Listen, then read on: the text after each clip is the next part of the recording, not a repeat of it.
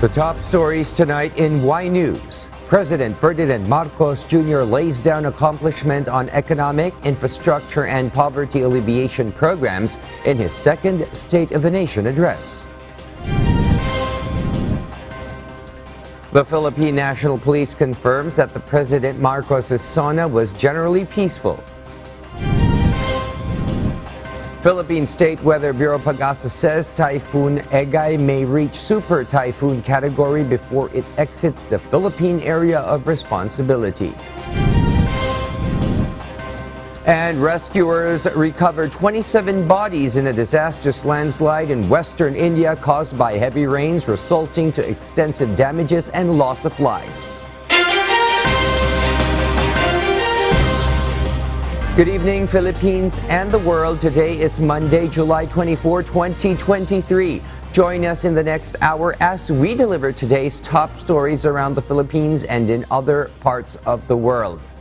We are also seen in 1,935 satellite monitoring centers nationwide and via live streaming worldwide through the UNTV News and Rescue social media channels. I am William Teo. First in the news. In his second State of the Nation address, President Ferdinand Marcos Jr. laid down his accomplishment, particularly in economy, foreign policy, infrastructure projects, and poverty alleviation programs. Nel Maribuhok will give us the details live. Yes, Nel, good evening. Good evening, Will. President Ferdinand Marcos Jr. is bullish about the Philippines economy. He said the prices of goods and services are moving in the right direction. In his second State of the Nation address, or SONA, President Marcos said elevated inflation has been the country's biggest problem in the past year in the wake of supply issues triggered by the Ukraine-Russia war, worsened by the lingering impact of the COVID-19 pandemic. In spite of difficulties, according to the President, the prices of all critical commodities are stabilizing. This also by the measures and policies that the government had already implemented. Sinuri nating mabuti ang sitwasyon. Sa tulong ng ating mga ekonomista, nakapagbalangkas tayo ng mga polisiya na magsisilbing pundasyon ng ating ekonomiya sa mga susunod na taon. Ito ay nakasaad sa ating medium-term fiscal framework na sinuportahan ninyo sa Kongreso. Kasabay nito ang paglulunsad ng mga estratehiya na mapalakas sa kakayahan ang ating mga kababayan at mga sektor ng ating ekonomiya. Nakakita po tayo ng magagandang resulta. The President also reported the price of basic medicine in the Philippines has already decreased by 40%. He added that the efforts to reduce the price of basic medicine in the Philippines were made possible through the integrated primary care providers and networks in partnership with the local government units and private stakeholders. The Chief Executive also touted his administration's 8.3 trillion Build Better More programs, vowing that the projects will benefit the whole country. He also mentioned the 123 projects under the said infra projects are new. PBBM said the flagship projects cover investments in the areas of physical connectivity, water resources, agriculture, health, digital connectivity, and energy. In his speech, the President said he will accept the resignations of law enforcers who are involved in illegal drug trade. He said the government will continue its fight against illegal drugs and drug syndicates. It has taken on a new phase. The campaign against illegal drugs continues, but it has taken on a new phase.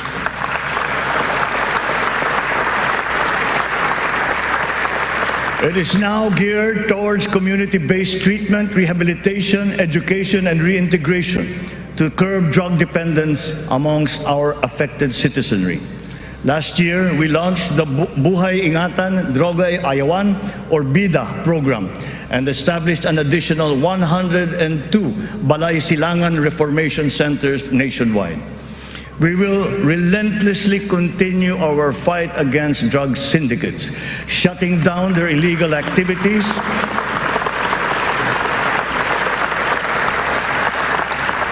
We will shut down their activities and dismantle their network of operations. Unscrupulous law enforcers and others involved in the highly nefarious drug trade have been exposed. I will be accepting their resignations. In the end, the President expressed confidence that the state of the nation is sound and improving and that the new Philippines has come. That is our update. Back to you, Will. Yes, thank you, Nel Maribuhok, reporting live from the House of Representatives. At kaugnay na balita, nakikipagtulungan na ang Pilipinas sa ibang bansa upang matiyak ang seguridad ng Filipino migrant workers ayon kay Pangulong Ferdinand Bongbong Marcos Jr. Samantala, muling tiniyak ni PBBM na babayaran ng Saudi Arabia ang unpaid claims ng nasa 14,000 overseas Filipino workers. Para sa detalye, narito si Rosalie Cos live. Yes, Rosalie, good evening. Go ahead. Yes, magandang gabi, Will. Binigyang diin ni Pangulong Ferdinand Bongbong Marcos Jr. sa kanyang ikalawang State of the Nation address na nakikipag-ugnayan na ang Pilipinas sa mga partner nito sa international community upang matiyak ang pagkakaroon ng ligtas na working environment sa mga kababayan na naghahanap buhay sa labas ng bansa. Inihayag din nitong noong 2022, tumaas ng 62% ang overseas Filipino deployment. Kaalinsabay ito ng kontribusyon sa ekonomiya ng Pilipinas ng OFWs na nagkakahalaga ng 1.8 trillion pesos. Bukod dito, ilang bansa din ang nagpahayag ng interes na explore ang bilateral labor cooperation sa Pilipinas sa issue ng healthcare, turismo, hospitality, engineering, construction at information technology. Lumagda rin ng Pilipinas ng mga kasunduan sa Singapore, Austria at Canada kaugnay nito. Samantala, muling ipinahayag ng Pangulo na naresolba na ang issue ng deployment ng OFW sa Kingdom of Saudi Arabia, dahilan upang umabot na sa 70,000 OFWs ang nakabiyahe patungong Saudi upang makapaghanap buhay. Mismo ang Crown Prince din anya ng KSA ang nagbigay ng katiyakan na babayaran ng unpaid salaries at iba pang claims ng nasa 14,000 Filipino workers. Pakinggan natin ang pahayag ni Department of Migrant Workers Secretary Susan Toots Ople kaugnay ng issue.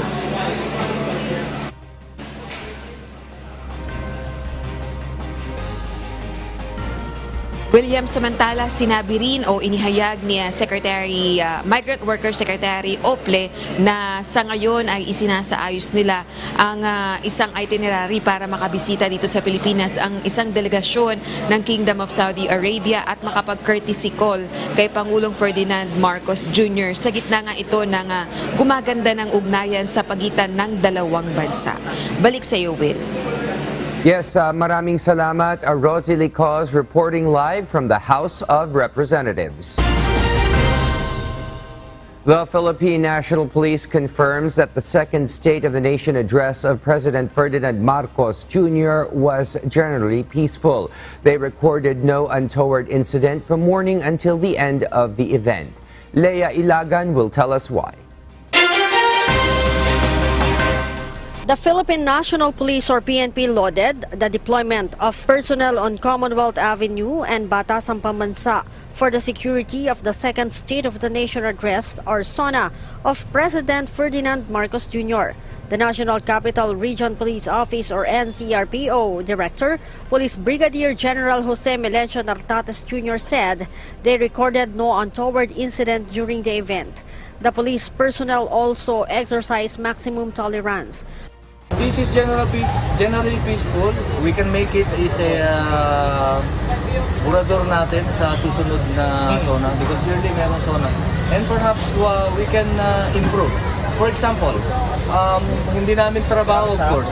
Our coordination with the LGU. Kanina, they left the streets with a lot of mess.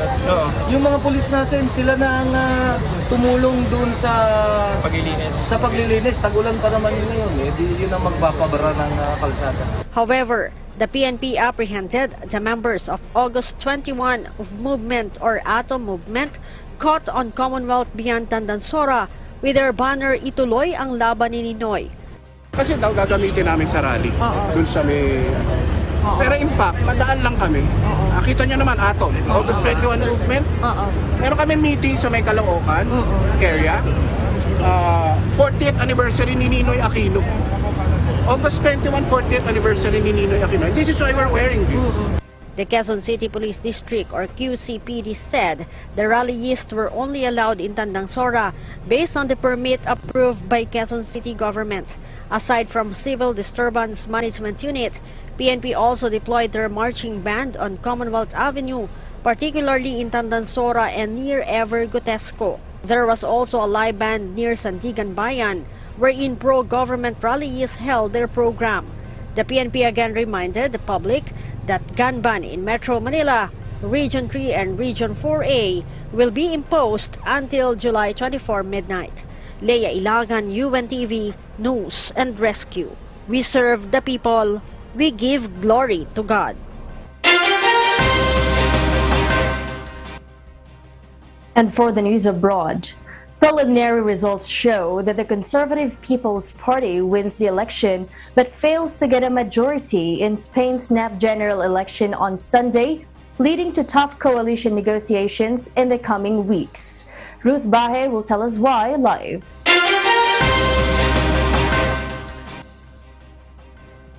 Yes, Ruth, good evening. Good evening, Marielle. With 99% of votes counted on Sunday night, July 23, the Conservative People's Party or PP won 136 seats in the Congress of Deputies, while the Socialists secured 122 seats. However, neither party secured a majority in the 350-seat parliament. This could lead to weeks of political negotiations as parties try to form a coalition before voting for the next prime minister in the new parliament. Although the Conservatives are likely to win the most votes, they could still form a coalition with Vox, which has 33 seats. But they would still be 7 seats short for a majority and need supports from smaller parties. Meanwhile, the Socialists could have more than 150 seats with Sumar and may try to form their own alliances with regional parties. But this will take weeks of careful negotiations. The election was originally scheduled for December but was moved up to summer by Socialist Prime Minister Pedro Sanchez when many voters were on vacation and there were heat waves. A record-breaking of 2.47 million registered voters in Spain cast their votes through absentee ballots even before the polls opened. Back to you, Marielle. Ruth, what was the reason for Spain to hold a snap general election? Yes, Marielle, Spain's snap election coincided with the European Union presidency, which Prime Minister Pedro Sanchez intended to use to highlight his government's progress. But if Sanchez loses the election, the People's Party could take over the European Union presidency. Marielle? All right, thank you for that live report, Ruth Bahe. Biden administration efforts to address the creation of a new office in charge in the preparedness for threats that could lead to pandemic in United States. Mavin Carrizo tells us why. The Biden administration last Friday, July 21, formally announced it will now shift the White House's COVID response efforts from a standalone team to the creation of a new team called Office of Pandemic Preparedness and Response Policy, or OPPR. The said office will be in charge with leading, coordinating, and implementing actions related to preparedness for and response to known and unknown biological threats or pathogens that could lead to a pandemic or to significant public health-related disruptions in the United States. According to the statement from White House, the administration has taken significant steps to ensure all individuals have continued to access to life-saving protections and that the nation is well prepared to manage risks of COVID-19 or other potential pandemics in the future. President Biden declared in 2022 that the COVID-19 pandemic was is over. 3 months after OPPR was created with Biden's special assistant and retired Major General Paul Friedrich as the office's inaugural director. Maven Carrizo, UNTV News and Rescue, we serve the people, we give glory to God. We'll share more global stories with you later, but for now, back to you, William. Thank you, Marielle. For those watching our live streaming on YouTube, please click the subscribe button you see on your screen and ring the bell for notification. You may also follow us on Facebook.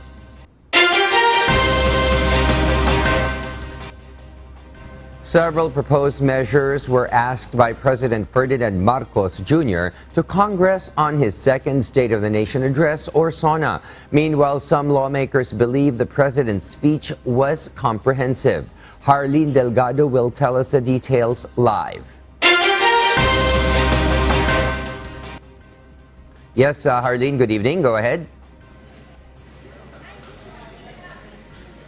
William, President Ferdinand Marcos Jr. asked Congress to pass 16 proposed bills as both chambers of Congress opened its second regular session of the 19th Congress earlier today. William, these are the excise tax on single-use plastics, value-added tax on digital services, rationalization and mining fiscal regime, motor vehicle users charge or road users tax, military and uniformed personnel or MUP pension reform, amendments to the Philippine Fisheries Code, Anti-Agricultural Smuggling Act, and Cooperative Code.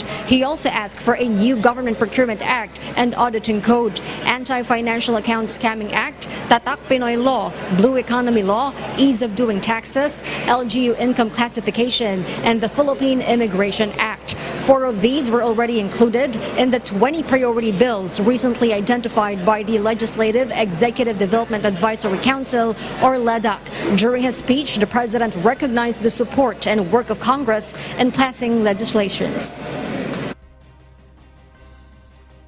Makikipagtulungan tayo ng mabuti sa Kongreso para sa mga mahahalagang batas na kinakailangan para sa ating tuloy-tuloy na pag-ahon.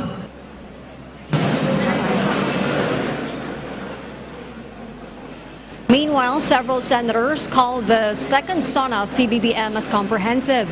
In an interview with UNTV, Senator Ronald Bato de la Rosa says he's happy that the president mentioned the issue on illegal drugs. He also intends to file a bill on the proposed measure for a new government procurement law. Very comprehensive. Ang daming areas na kinover at napakaganda po, at least yung aking wish ko lang na dapat sana mabanggit niya ay nabanggit niya. Ito yung about the problem on illegal drugs. Senator Christopher Bongo, meanwhile, says he is hopeful with the president's report, especially with the health sector, being the chairperson of the Senate Committee on Health and Demography. For Senate Minority Leader Aquilino Coco Pimentel, the second SONA of President Marcos is informative enough, but he notes there were topics that were not mentioned, including the proposed across-the-board minimum wage hike and specifics on job creation.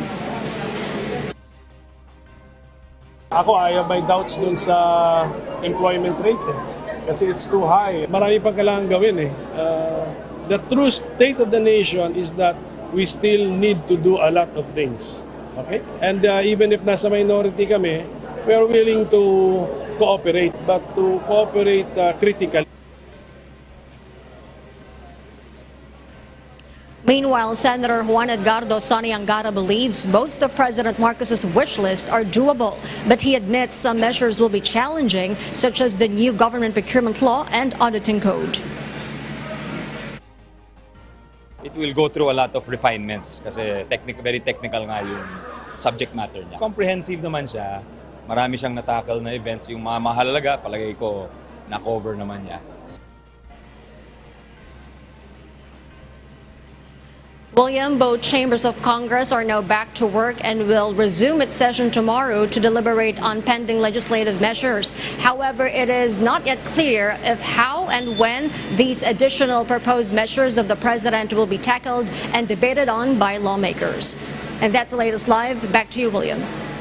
Yes, thank you, Harleen Delgado, reporting live from the House of Representatives.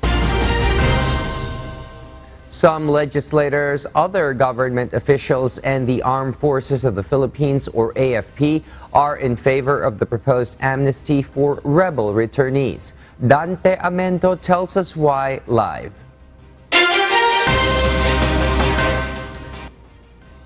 Yes, Dante, good evening. Go ahead.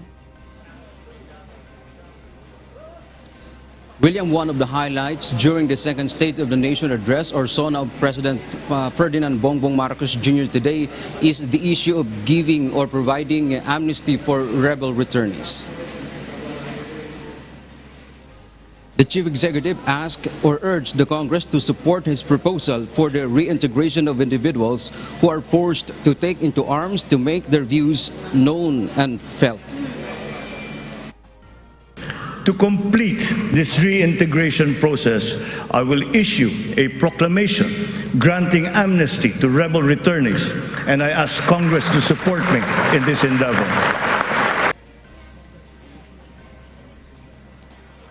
Marcos Jr. stressed this effort is part of the social protection and capacity building for a reintegration program of the government. This would guarantee full decommissioning of former combatants. Meanwhile, legislators and other government officials expressed support for PBBM's proposal. Even the Interior and Local Government Department believes the President knows better about the effect of this endeavor. Yes, nandun na po sa Odesla, and I'm so happy that it was announced by the President, and we're looking for it. Susuportahan ko yan. Kausap niya yung mga tao, nakikita niya problema. Tingin ko sa kanyang paghuhusga, this is the missing link para makumpleto na ang tunay na kapayapaan. Department of National Defense Secretary Gilbert Teodoro, on the other hand, believes this effort will help for the country to focus on our external defense. Huhubugin niya ang proklamasyon, natural kung sino ang pwedeng mag-qualify dito para sa ganon, makatugon na tayo ng pansin sa external defense. The Armed Forces of the Philippines, or AFP, also believes that this proposal can encourage more rebel individuals to return to the fold of the law. Meanwhile, William, the ACT chairs, believes that providing or giving amnesty for rebel returnees is not enough. It would not suffice. The group believes that there is a need for the government and the National Democratic Front, for instance, to work together on the table to discuss the reopening of the peace talks. And that's the latest live from Quezon City. Back to you, William. Yes, thank you, Dante Amento, reporting live from Congress. At sa iba pang balita, matapos ang ikalawang State of the Nation address ni Pangulong Ferdinand Marcos Jr. kanina, iginiit ni Senator Alan Peter Cayetano ang kahalagahan ng implementasyon sa mga plano na binanggit ng Pangulo na inaasahang magbibigay tulong sa publiko. Para sa detalye, narito si Bernadette Tinoy live. Yes, Bernadette, good evening. Ano po itong mga nabanggit na programa ng Pangulo?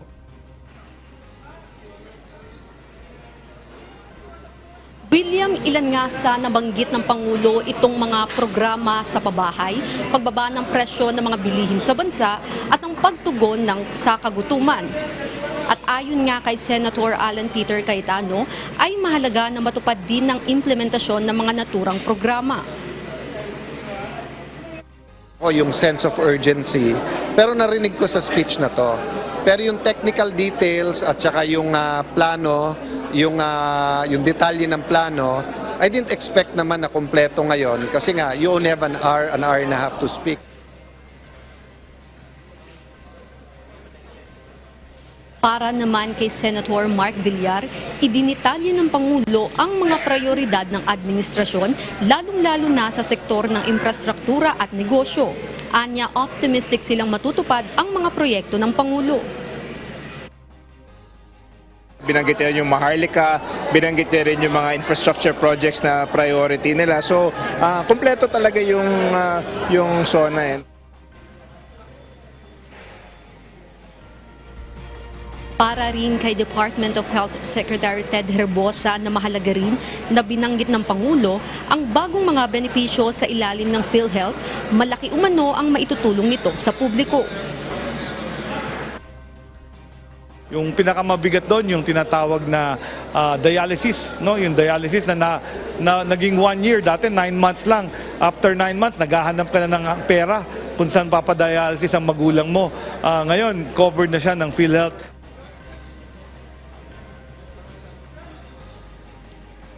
At yan na muna ang latest mula dito sa Batasang Pambansa. Balik sa'yo, William. Yes, maraming salamat. Bernadette Tinoy reporting live from the House of Representatives.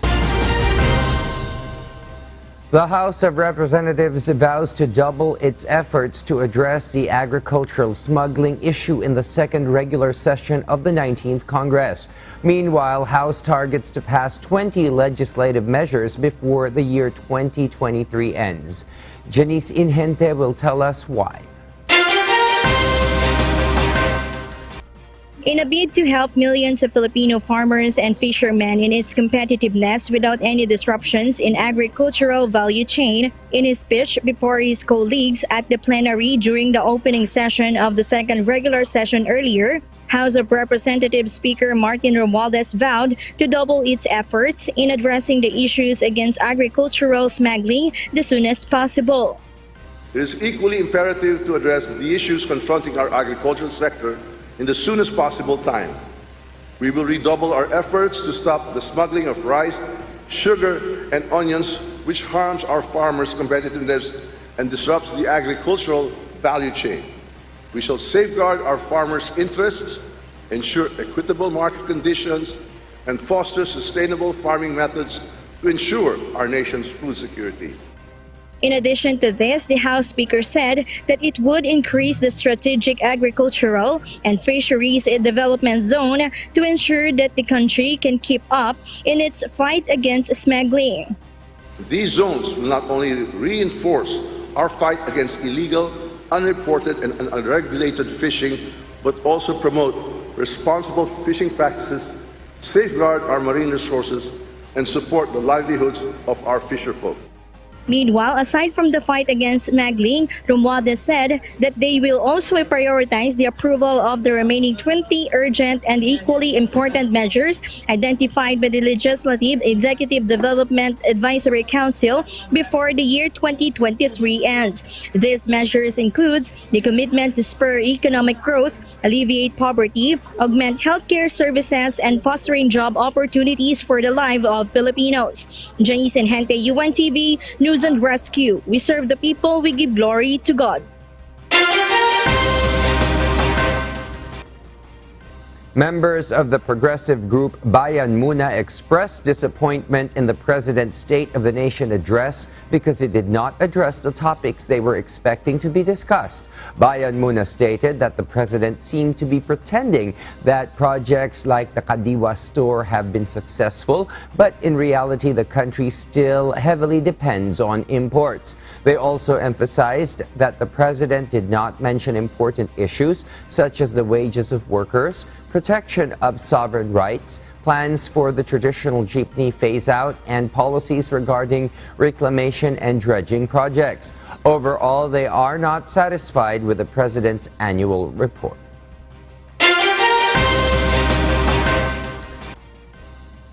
And in other global news, rescuers have recovered 27 bodies who lost their lives in disastrous landslide in western India caused by heavy rains, resulting extensive damages and loss of lives. Ia De Vera will give us the details. According to news reports, heavy rainfall have triggered the landslide in Irshalwadi village in western India, burying several homes and trapping residents underneath the debris. Rescue operations have been ongoing, and rescue teams comprising emergency personnel, volunteers, and local authorities have been working tirelessly to search for the survivors and retrieve the deceased. 78 lives are still not found, and local authorities fear that the death toll may continue to rise due to the scale of the landslide. Officials said the location and tough terrain in the village are giving them a hard time on the rescue operations, taking them around an hour and a half to reach Ershalwadi by foot. Moreover, Pramod Kumar Singh of the National Disaster Response Force, or NDRF, told the local media that they are confronted with challenges for not being able to use heavy equipments, resulting to manual labor. Due to relentless rainfall over the past week, Maharashtra state in western India is now under weather alert, as the state experienced heavy downpours that led to disruptions in local train services at multiple locations, with water entering stations and covering tracks as reported by the media. Iya De Vera, UNTV News and Rescue. We serve the people, we give glory to God.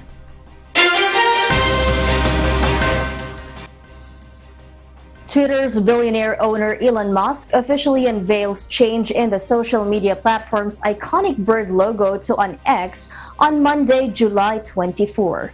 The controversial move will mark Musk's latest big change since he acquired the platform last year, stating in a Twitter Spaces audio chat that the logo should have been changed a long time ago.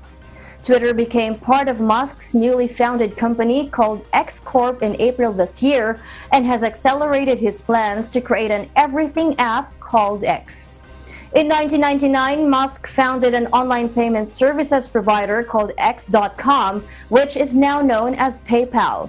Ever since Musk's acquisition of Twitter, many users have turned away from the platform due to numerous changes in content moderation, previously free services, and repeated technical failures.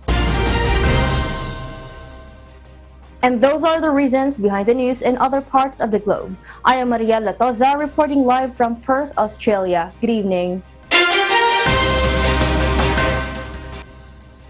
Typhoon Egay is moving closer towards northern Luzon. As of 4 p.m. today, July 24, the cyclone was located at 500 kilometers east of Baler, Aurora, packing maximum sustained winds of 155 kilometers per hour and gustiness of up to 190 kilometers per hour. It is moving north-northwestward at 10 kilometers per hour. Wind signal number 2 is raised in the provinces of Batanes, Cagayan, Isabela, Apayao, Kalinga, Catanduanes, and part of the provinces of Ilocos Norte, Abra, Ifugao, Nueva Vizcaya, Quirino, Aurora, Camarines Sur, and Albay, while wind signal number 1 is raised in the remaining parts of northern and central Luzon, the National Capital Region, remaining parts of Bicol, Calabarzon, Marinduque, Romblon, and remaining parts of Samar and Leyte provinces. Rain is expected over Ilocos Region, Cordillera Administrative Region, Cagayan Valley, Aurora, Catanduanes, Albay, Camarines Sur, Northern Samar, and the northern portion of Camarines Norte, including Calaguas and Maculabo Islands. Scattered rain showers and thunderstorms may also be experienced in Metro Manila, Calabarzon, Marinduque, Romblon, and the rest of Central Luzon, Bicol Region, and Eastern Visayas. By tomorrow or on Wednesday, Egay may intensify into a super typhoon and make landfall in Cagayan or Batanes.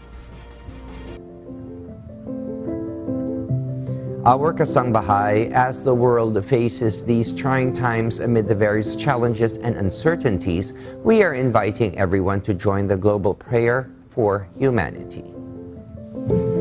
Good day. I'm Brother Eli Soriano of the members of the Church of God International. I want to invite you to join us in a minute of prayer every day to pray for humanity and the whole world as we go through these perilous times. While safety measures like washing of hands and strengthening of our immune systems may help us through this horrible predicament, there is still no precaution or cure more powerful than God's mighty intervention. And we need His intervention now more than ever.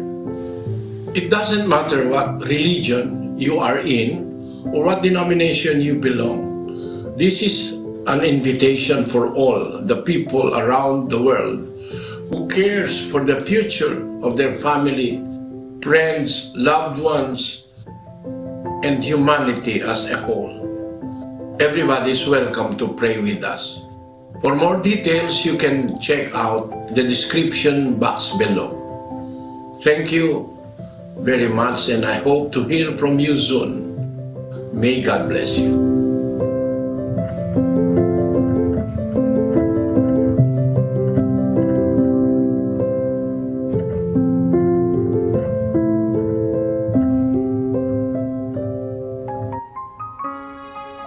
And before we close, we will leave you with the word giving glory to God from the book of John chapter 6 verse 27. It says, "Labor not for the meat which perisheth, but for that meat which endureth into everlasting life, which the Son of Man shall give unto you, for him hath God the Father sealed."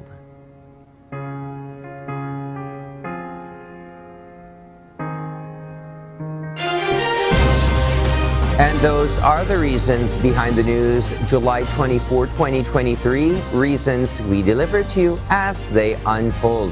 And because we need to know, we will always ask why. I am William Theo. We serve the people. We give glory to God.